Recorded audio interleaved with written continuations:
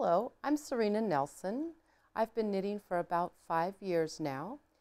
What I want to talk about today is casting on for a knitted project. To cast on, you will need your needles and your yarn. Now, this method that I am using to cast on is called a long tail cast on, and it's probably the most widely used cast on for knitted projects.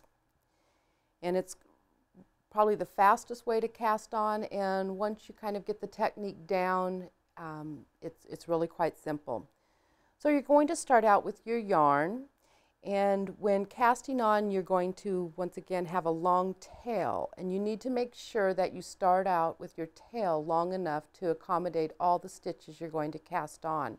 A good rule of thumb would be 1 inch per stitch for casting on. So if you're casting on 15 stitches, you want to start with about 15 inches. You can always cut off the extra, but if you don't allow enough to start with, you're going to have to unravel it and start over.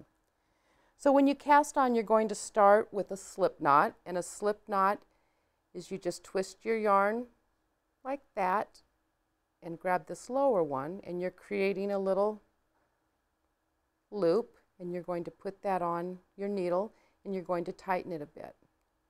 One thing when you're casting on is you do not want to cast on too tightly. Otherwise, working your first row of stitches is difficult, and you could end up with also uneven edges. So you don't want to cast on too tightly.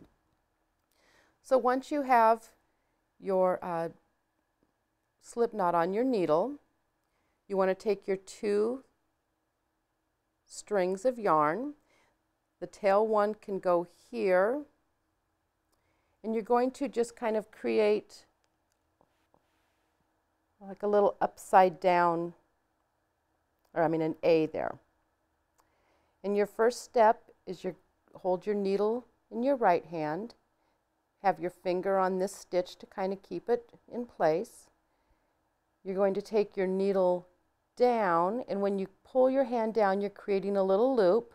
You're going to come up through that loop, over across to this piece of yarn, and pull it through. And at that point, you're going to kind of let go of your yarn and tighten it just a bit.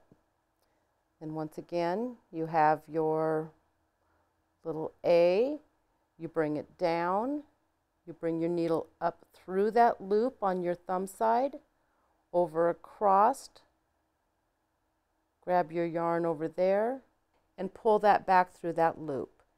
And then at that point, you can release your thumb from the loop and tighten slightly on your yarn.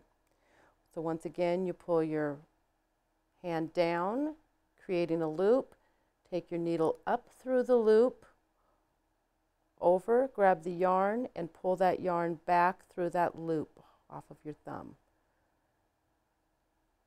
And you will just continue this process till you have however many stitches needed for your pattern.